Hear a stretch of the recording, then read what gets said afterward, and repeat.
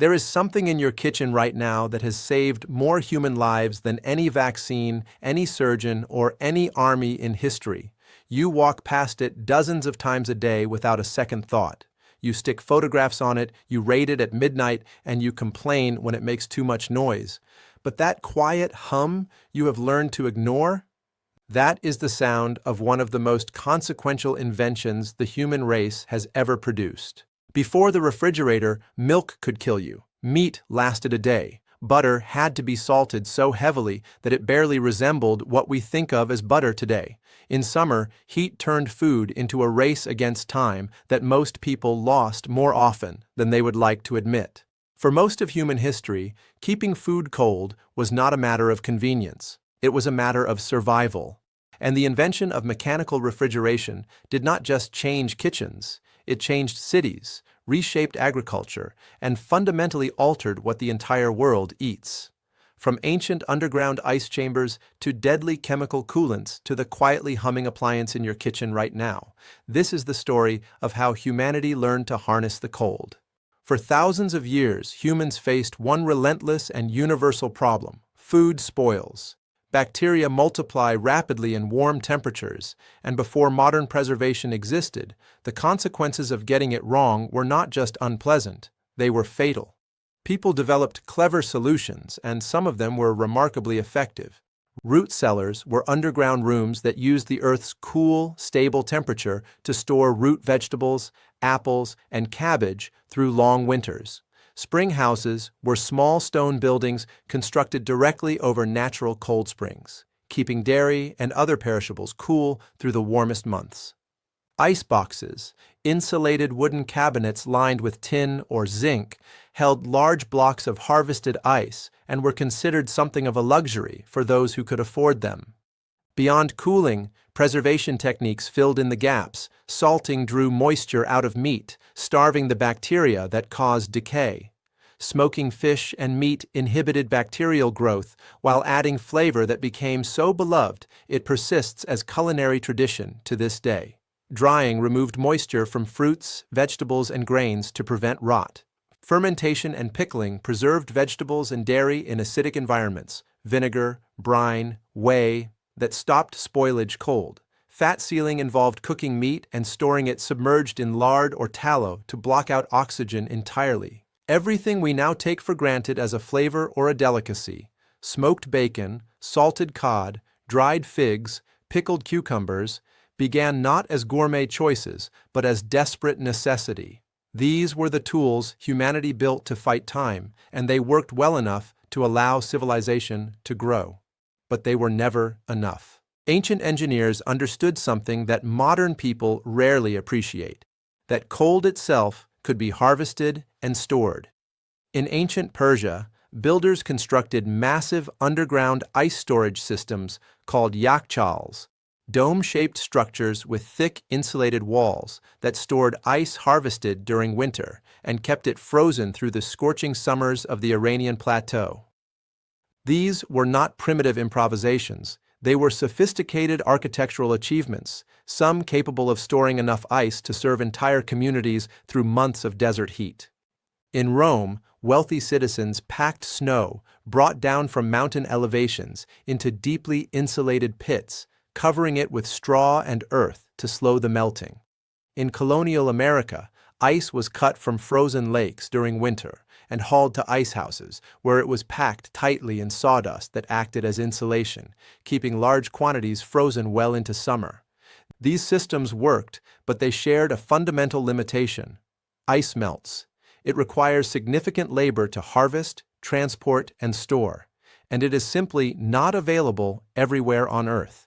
Something more reliable was needed, and it would come, eventually, from an unlikely source. In the early 19th century, a Boston entrepreneur named Frederick Tudor had an idea that his contemporaries found somewhere between foolish and delusional.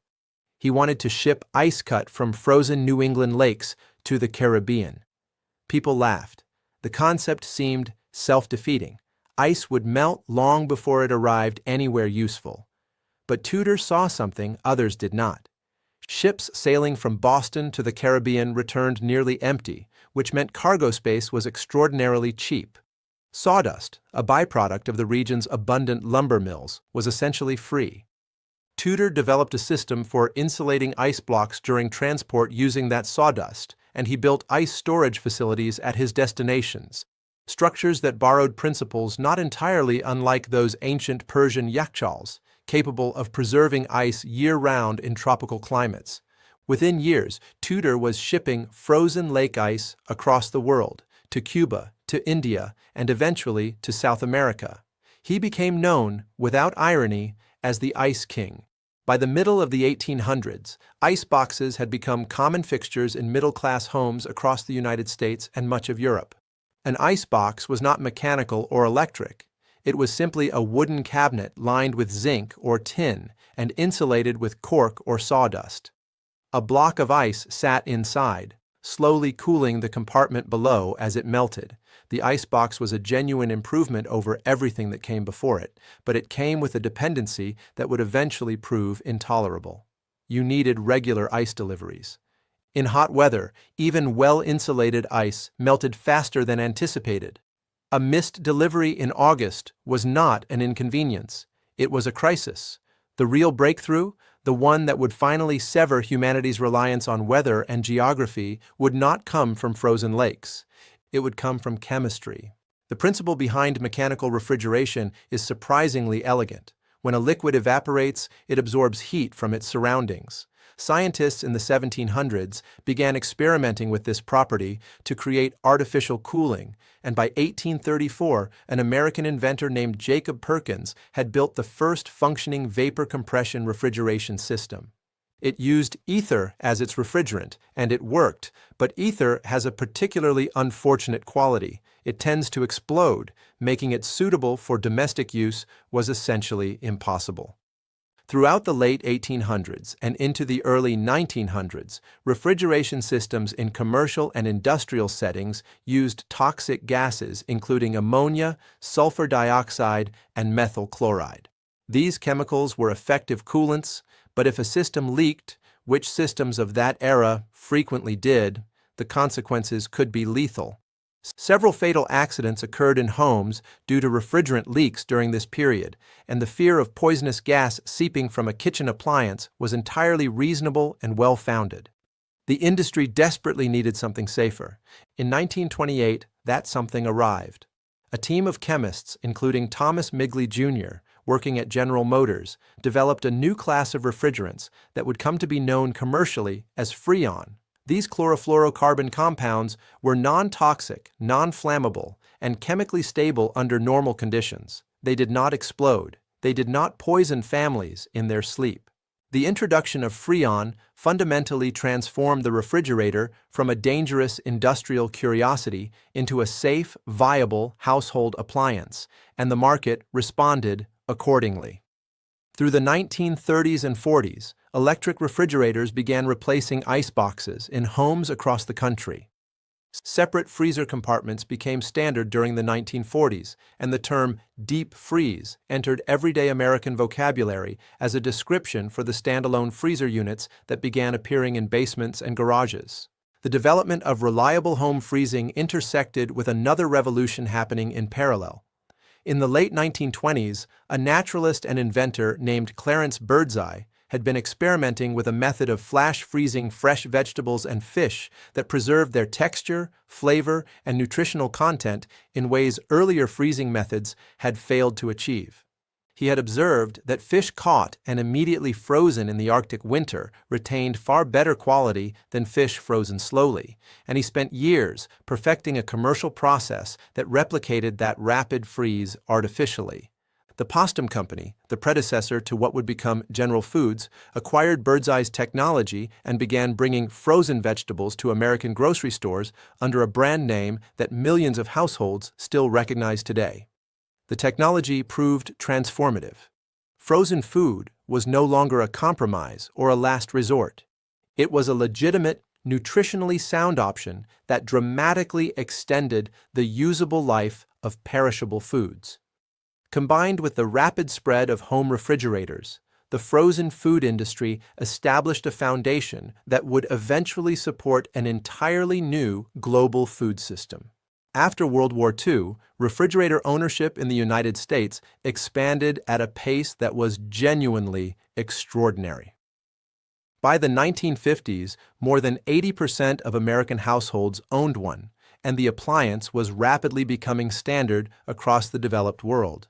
Technical improvements followed quickly. Automatic defrosting eliminated one of the most tedious household chores of the era, and automatic ice making turned what had once been a complex logistical operation into something you could accomplish by pressing a lever. But the changes that reached farthest beyond the kitchen were the ones that transformed the entire global food system. Refrigeration did not stay in the home. It moved into warehouses, rail cars, shipping containers, and grocery stores, creating what food scientists and logistics experts call the cold chain, an unbroken sequence of temperature-controlled environments that allows perishable food to travel from a farm or a fishing boat through processing, storage, and transportation to the shelf of a supermarket thousands of miles away without ever compromising safety or quality. Meat could travel across continents. Milk could last for weeks rather than hours. Seafood caught off the coast of Alaska could appear fresh in a restaurant in Kansas City. Strawberries could be available in January in Minnesota. Supermarkets, which essentially did not exist before reliable refrigeration, replaced the daily market visits that had structured food shopping for centuries. Weekly grocery shopping became not just possible but practical, and the rhythm of daily life changed to accommodate it. Industrial agriculture scaled up dramatically in response to the cold chain's capacity, lowering the price of meat, dairy, and produce for ordinary consumers, while simultaneously creating supply chains of extraordinary complexity and geographic reach.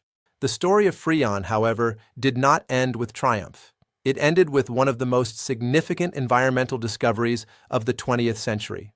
Through the 1970s and 80s, atmospheric scientists began accumulating evidence that chlorofluorocarbons, the same chemical family that had made home refrigeration safe, were rising into the stratosphere and reacting with ozone molecules in ways that destroyed them.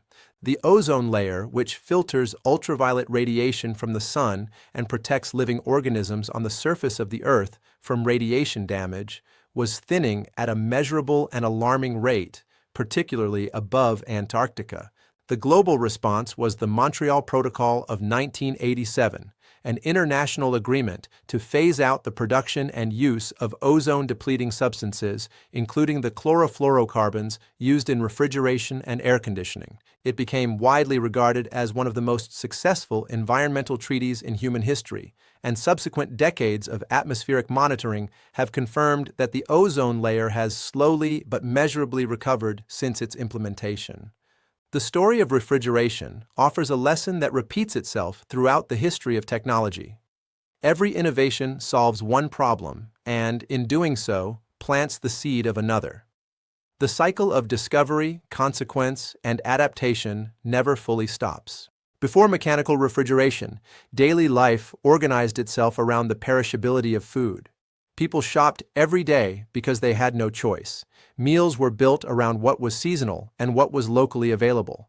Leftovers were genuinely risky. The very concept of a cuisine that incorporated ingredients from distant climates was largely reserved for the extraordinarily wealthy. After refrigeration, the structure of domestic life rearranged itself entirely. Weekly shopping became the norm rather than the exception. Cooking expanded in scope because a home cook could now store a wide variety of ingredients simultaneously and plan meals days in advance rather than hours.